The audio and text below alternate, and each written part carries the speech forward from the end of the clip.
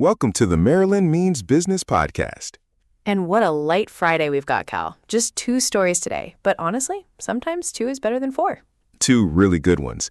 Maryland's Makerspace network just hit a milestone, and the state put $28.5 million behind electrifying buses, trucks, and chargers.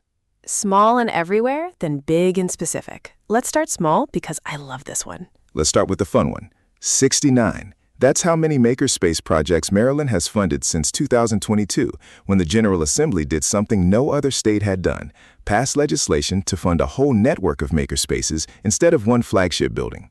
For anybody wondering what a makerspace even is, think workshop. Laser cutters, 3D printers, sewing machines, woodworking tools, all under one roof that anybody in the community can walk into. TEDCO runs the program. You remember them from a few episodes back. The folks who fund basically everything in the state eventually. 4 award cycles, fiscal year 24 through fiscal year 27, $3.15 million total, and it is not clustered in one county. We're talking the Lexington Park Library down in St. Mary's County, the Howard County Office of Agriculture, Brunswick Arts Council, Allegheny College of Maryland way out west, Melwood Horticultural Training Center, Digital Harbor Foundation and Baltimore Underground Science Space in the city, and Cell's Biomaker Space in Frederick County. That's basically the whole map. Here's my hot take, though. Most economic development programs get judged on whether they land one big, splashy headquarters. This is the opposite of that. It's small, it's everywhere, and it never gets its own press conference. And can we sit with that for a second? No other state had done this before Maryland did back in 2022. Usually we're the ones playing catch-up on this kind of thing. Fair, though I'd want to know why funding a whole network beats funding one big building before I hand out full credit. Simple. One flagship building serves one zip code. A network serves every zip code that applies. Can't argue with that. Which is exactly why I love it. A library in St. Mary's County now has a laser cutter. Somebody's kid or somebody's business idea starts right there. And if you're a small business owner who needs to prototype something once, you don't have to drop $5,000 on your own equipment. You walk into one of these sites and use theirs. That's the pitch nobody makes loud enough. This isn't just a nice community amenity. It's infrastructure for the next founder who can't afford their own shop yet. And per WalletHub's 2026 index, Maryland ranks 6th nationally for innovation capacity and 2nd for projected STEM job demand. You don't get there with one big building. You get there with 69 little ones. WalletHub does this every year, ranks all 50 states across a whole pile of metrics. Half of it's economic, half of it's quality of life stuff. Point is, this isn't a press release patting itself on the back. It's an outside scorecard. Fair. But 6th in the country isn't nothing, methodology aside. Agreed. I'm not knocking the ranking. I'm just saying read the fine print before you treat it as gospel. That's just good practice. And you know what this reminds me of? That thing you always say, test the demand small, then scale up. Exactly what I was going to say. We've watched that play out with a vending machine turning into a mall storefront. Now the state's doing the same move, just at the scale of a whole county instead of one company. Fund a small workshop, see what gets built there, and if it works, fund the next one. I don't know every one of these sites by name, but I'd bet the Millwood Horticultural Training piece serves a totally different crowd than the Digital Harbor Foundation location in the city. That's the whole point. One program, completely different flavor depending on where you land.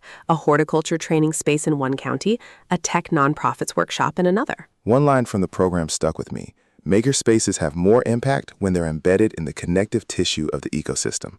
Fancy way of saying don't build the thing in isolation, build it where people already are. Chessie, what do you think happens to project number 70? Wait, that's my line. Fine.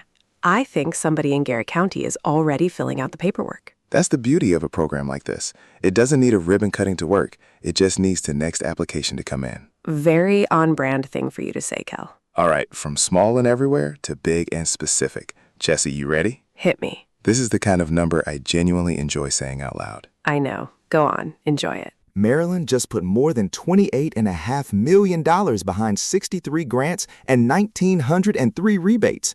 Say that second number a couple times. 1,903 individual businesses and families got money back. That's 5 different programs, right? 5, all run through the Maryland Energy Administration. Electric school bus grants, electric vehicle charger rebates for individual owners, community charger grants, grants for medium and heavy-duty zero-emission vehicles, and something called the Open Energy Initiative. Walk me through the Open Energy Initiative, because that name tells me nothing. Honestly, same boat. It's one of the 5 umbrella programs in this round of funding. Same broad goal of cutting energy costs and emissions, just not spelled out in more detail than that. I'll take the win without pretending I know the acronym. And the timing is not nothing. This lands right as gas prices are climbing again. Here's my take, and it's a little spicy for a Friday. Everybody talks about gas prices like it's just a pain at the pump for regular drivers. Nobody talks about what it does to the guy running 40 buses under contract with the county school system. Okay, but isn't it a little rich to complain about gas prices in the same breath the state is handing out millions to go electric? Fair hit, but somebody still has to buy the buses today. This money is exactly who this went to. A Yankee line up in Baltimore City got $2.5 million for 6 electric transit buses. Jubb's Bus Service in Anne Arundel County got $1.5 million for 5 electric school buses serving Anne Arundel County public schools. And to be clear, nobody's pretending diesel disappears overnight. This is one grant cycle, not a whole fleet flipped by Monday. Right, but every bus that switches is one less line item at the mercy of the pump price. That adds up over a fleet. And Jubb's buses are projected to cut more than 800 metric tons of greenhouse gas emissions over their lifetimes. That's not a talking point. That's a fleet operator's fuel bill going down for years. 5 buses doesn't sound like much until you remember that's 5 buses a school system doesn't have to budget diesel for every single day for the life of the vehicle. That's the math nobody puts in a press release. Enterprise Community Development picked up just over $447,000 for 35 charging ports across 5 properties: Baltimore, Dundalk, Laurel, and Owings Mills. That's apartment buildings getting charging infrastructure the residents can actually use. That's the residential side of it too, not just fleets. Somebody living in an apartment complex who wants to charge a car overnight instead of hunting for a plug across town. Exactly the kind of thing nobody notices until they're the ones circling the block looking for a charger. The Maryland Energy Administration's director put it plainly. These investments in Maryland's EV infrastructure help cut costs and pollution for Maryland school districts, businesses, and residents. And Governor Moore's office framed the whole thing as reducing the burden on schools, businesses, and families as gas prices rise. Whatever you think about the politics of electrification, the business math is simple. Somebody else just paid down your fuel and maintenance line for the next several years.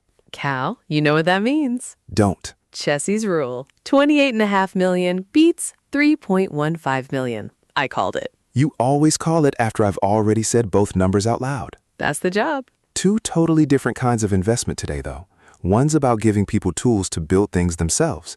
The other's about giving fleet operators machines that don't run on gas. Same instinct underneath it. Spend the money now so somebody's not stuck holding the bag later. Speaking of energy bills, perfect place to mention who makes this show possible. 2 quick things before we go. First, our sponsor, Maryland Smart Energy. Smarter buildings, smarter bills. They help Maryland businesses cut energy costs through utility-funded programs, nothing out of pocket. And tying back to that gas price story, if the energy line on your bill is climbing too, that's the exact thing Maryland Smart Energy digs into. Through September, they're running HVAC tune-ups at no out-of-pocket cost, fully funded by Empower Maryland. Beat the summer heat without paying anything up front. Just call and get one on the books. And here's the honest version of that line. You're already paying for this through the Empower Maryland charge on your utility bill every month.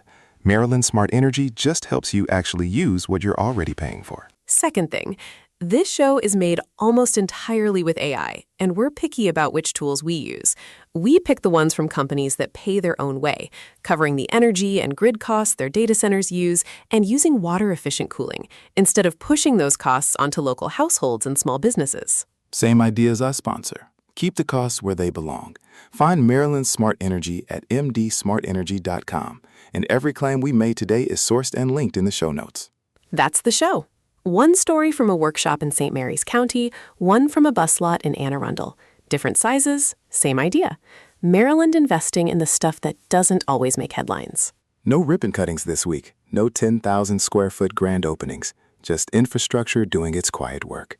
Which might be my favorite kind of episode, honestly. Find us wherever you get your podcasts. Spotify, Apple, Amazon, and now on YouTube if you'd rather watch than listen. Head to marylandmeans.business for the newsletter. And remember, Maryland means business.